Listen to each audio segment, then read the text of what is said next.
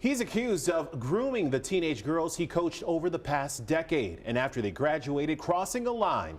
We told you last month about the many allegations surrounding David Davis. The now former high school assistant principal and athletic director resigned from Goodrich area schools as those allegations came to light. Now, prior to his job in Goodrich, ABC 12 has learned Davis worked in another Genesee County district. In an ABC 12 investigation, Amperette dug into Davis's past and found similar improper conduct. So how was he able to move to a different district? There's a lot of questions over protecting students versus protecting a teacher or coach's privacy. A law has been put in place to avoid a potentially criminal case like this one. As we wait for the Attorney General's investigation to play out, I looked into how Davis was able to jump from district to district. 8 females, all former Goodrich High School students, all claiming they were subject to what they call creepy and disturbing behavior by David Davis. We told you in September about a 6-page report from Goodrich area schools about the now former high school assistant principal and athletic director. It lays out a pattern of grooming female students, escalating to the proposed payment for nude photos once the girls graduated. We won't reveal their names, but these 8 girls all described Davis as nice while they were students, explaining after graduation, things got weird.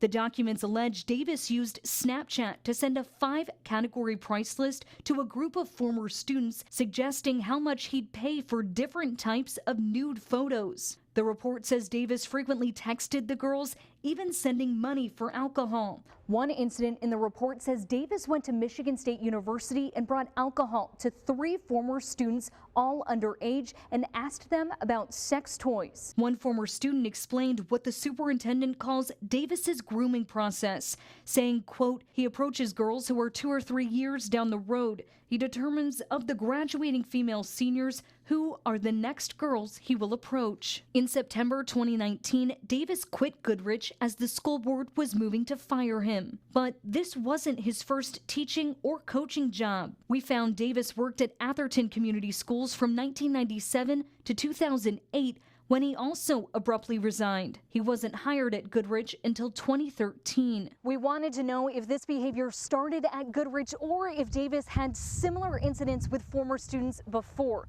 Through a Freedom of Information Act request, I confirmed he did. 2 separate investigations here at Atherton showed this pattern of behavior, but this time with current students.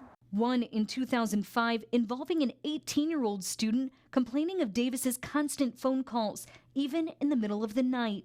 That investigation simply said Davis showed a lack of judgment, but did suggest Davis's interactions with female students should be monitored. The second investigation in 2008 is far more disturbing.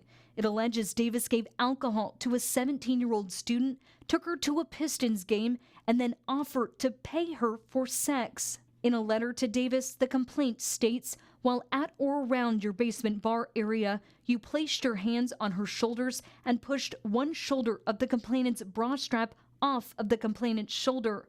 It goes on to say Davis propositioned the complainant by taking money out of your wallet and asking the complainant, quote, how much, insinuating that you were willing to pay for relations of a sexual nature. We've reached out to Davis for comment and haven't heard back. The report shows Davis never denies all of the claims. He did, however, defend himself in writing to Atherton schools, saying, quote, I find it very disturbing that I must defend myself against allegations that I believe are unsubstantiated. Davis quit once again as the board was moving to fire him in July 2008. Why ain't he locked up? What was the cover-up? Why wasn't it addressed? We wanted to know, how could someone who clearly had a history of concerning behavior around students be hired by another district? You know, I think you have to stay within the bounds of the law. Clio Area Schools Superintendent Fletcher Spears says there's a law in place that allows schools to access some information from a potential employee's personnel file, but only if the district asks. Then we rely on the answer that we get back, either, you know, yes, we do, and then they send that information with that, or no, they don't. But Spears points out documentation is key. Oftentimes you'll have an employee that it's just best to part ways with. And there may have been some behavior that led to that particular final straw or decision. And so if a district did agree to a separation but didn't follow through with any kind of written response as to the behavior that precipitated that separation, then nothing would be reported. But what if you fire someone for inappropriate behavior, but the new district doesn't ask you about their record? Should the old school call the new school and warn them? It would be unfair to a candidate and or others for a district, and it might lend itself to some legal trouble to call up and say, hey, I don't care for so-and-so, and sabotage a job. That's certainly not anything you want to do. But I think everybody should be able to say, hey, wait a minute, did you know what happened in my district? Because why didn't they ask? Yeah. That's the question. Why? Atherton did have documentation on Davis. Did Goodrich ask for it? We know Davis was hired full-time in 2014, but his files show he had been working for them through the Genesee Education Consultant Services.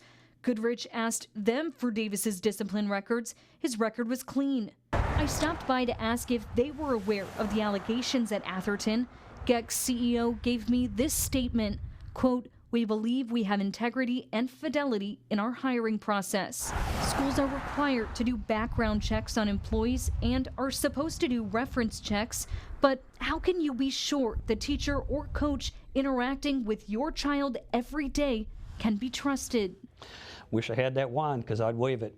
Spears doesn't have a magic wand, but says educators take the responsibility of protecting your kids seriously. Some of the laws are made to protect students, but also individuals' privacy.